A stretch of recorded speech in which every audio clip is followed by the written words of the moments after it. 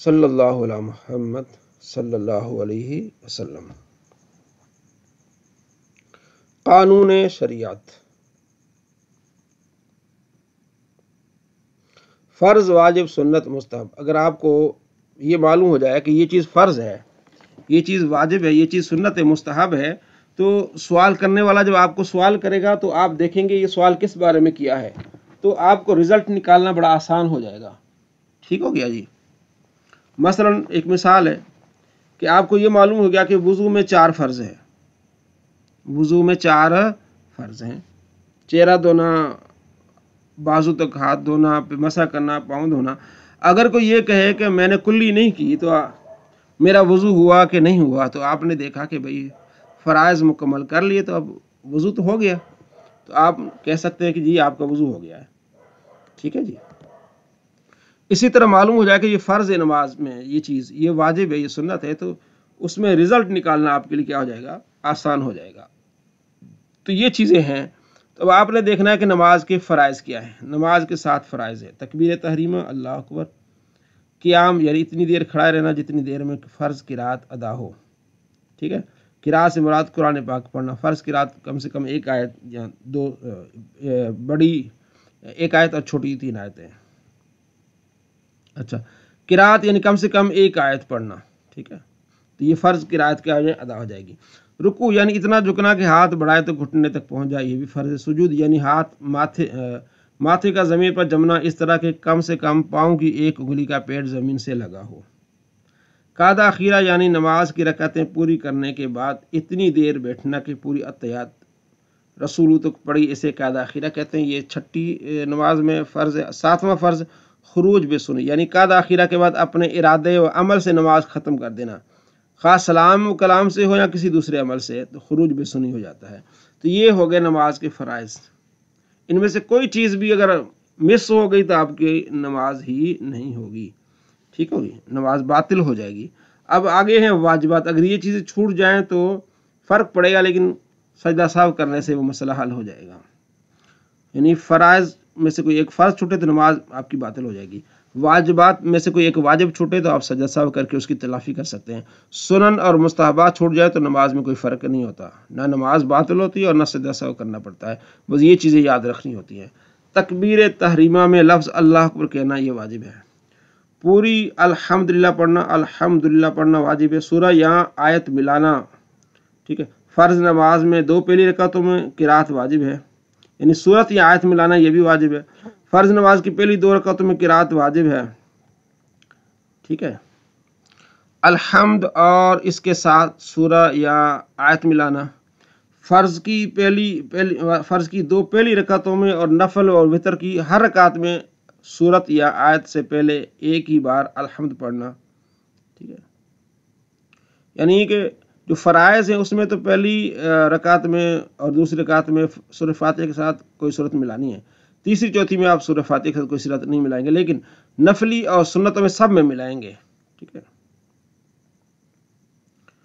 اچھا، الحمد اور سورت کے درمیان آمین اور بسم اللہ کے سوا کچھ اور نہ پڑھنا یہ بھی واجب ہے۔ قرات ختم کر کے فوراً رکوع کرنا یہ واجب ہے۔ ایک سجدہ کے بعد دوسرے سجدہ کرنا یہ واجب ہے۔ دونوں سجدوں کے بیچ میں کوئی رکن نہ آنے پائے۔ تعدیل ارکان یعنی رکوع، سجود، قوما جلسہ میں کم سے کم 1 بار سبحان اللہ کے برابر ٹھہرنا یہ واجب ہے۔ قوما یعنی رکوع سے سیدھا کھڑا ہو جانا یہ بھی واجب ہے۔ سجدہ میں ہر پاؤں کی 3 انگلیوں کا پیڈ زمین پر لگنا یہ بھی واجب ہے سجدے میں۔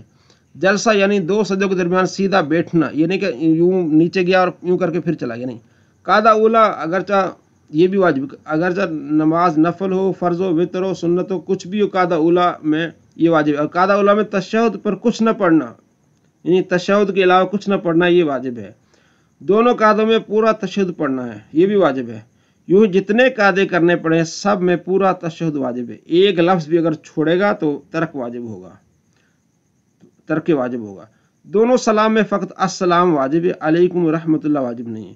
وطر میں دعا قنوت پڑھنا واجب ہے، تکبیر قنوت پڑھنا واجب ہے، اللہ اکبر۔ عیدین کی 6 تکبیریں، عیدین میں یہ واجب ہے، 6 تکبیریں واجب ہیں۔ اور عیدین میں دوسری رکعت کی تکبیر جو رکوع کے لیے ہے تو وہ واجب ہے، اور اس کے تکبیر کے لیے لفظ اللہ اکبر ہونا یہ بھی واجب ہے۔ ہر جہری نماز میں امام کو جہر سے قرات کرنا واجب ہے، یعنی امام نماز پڑھا رہے مغرب کی تو پہلی 2 رکعتوں میں اونچی آواز سے قرات کرے گا، یہ واجب ہے۔ اگر وہ آدھی سورہ فاتحہ پڑھ گیا، اسے نہیں معلوم ہوا، یا ایک پڑھ گیا 3-4 آیتیں، تو اس پر سجدہ سہو واجب ہو جائے گا۔ امام کو جہر قرات اور غیر جہری میں آہستہ پڑھنا یہ بھی واجب ہے۔ اگر وہ عصر کی نماز میں اونچی آواز سے سورہ فاتحہ آدھی پڑھ گیا تو اس پر سجدہ سہو واجب ہے۔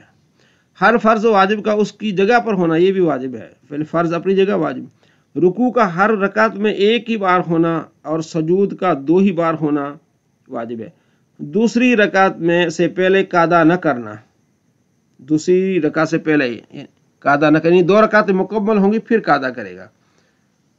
4 رکعت والی میں تیسری پر قاعدہ نہ ہونا، یہ بھی واجب ہے کہ 2 پڑھ لیے، 2 کے بعد قاعدہ ہوگا، پھر تیسری میں قاعدہ نہیں ہوگا۔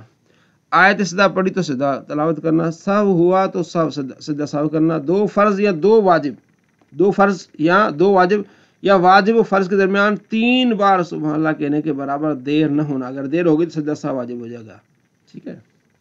اس لیے کہتے ہیں کہ اتحیات پڑھیے تو فوراً کھڑے ہونا، فوراً کھڑے ہونا، اگر لیٹ کی تھوڑا درود پاک پڑھا تو سجدہ سہو ہو جائے گا۔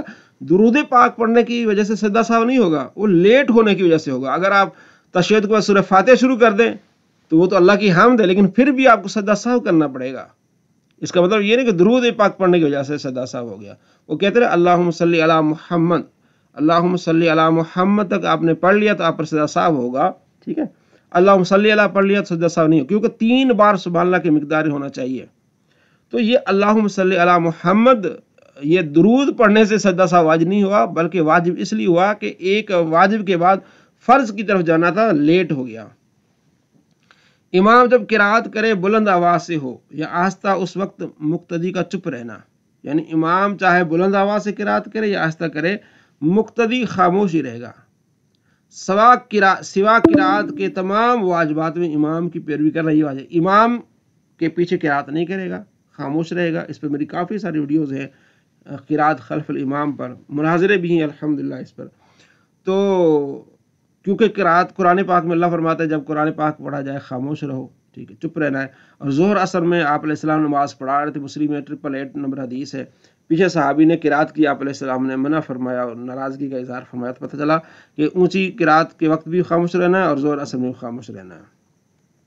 اچھا جی، فرائض و واجبات کے علاوہ جو باتیں طریقہ نماز میں بیان ہوئی ہیں وہ یا سنت ہیں یا مستحب ہیں، یعنی فرائض یہ بات ہو گئی، اس سے پہلے جو سنتیں جو ہم نے نماز کا طریقہ بتایا تو اس میں جو باقی چیزیں سنت مستحب ہیں، ان کو قصدن نہ چھوڑا جائے، اور اگر غلطی سے چھوٹ جائے تو سجدہ نہ ہوگا۔ یعنی جو ہم نے نماز کے طریقہ میں ان فرائض کے علاوہ اور واجبات کے علاوہ جو چیزیں وہاں بتائی ہیں، فرما رہے ہیں کہ اگر چھوٹ جائے تو سجدہ سہو نہیں ہوگا، قصدن نہیں چھوڑنا چاہیے۔ اچھا، سجدہ سہو تو نہ سجدہ سہو کرنے کی ضرورت ہے نہ نماز دہرانے کی، اگر دہرا لے تو اچھا ہے۔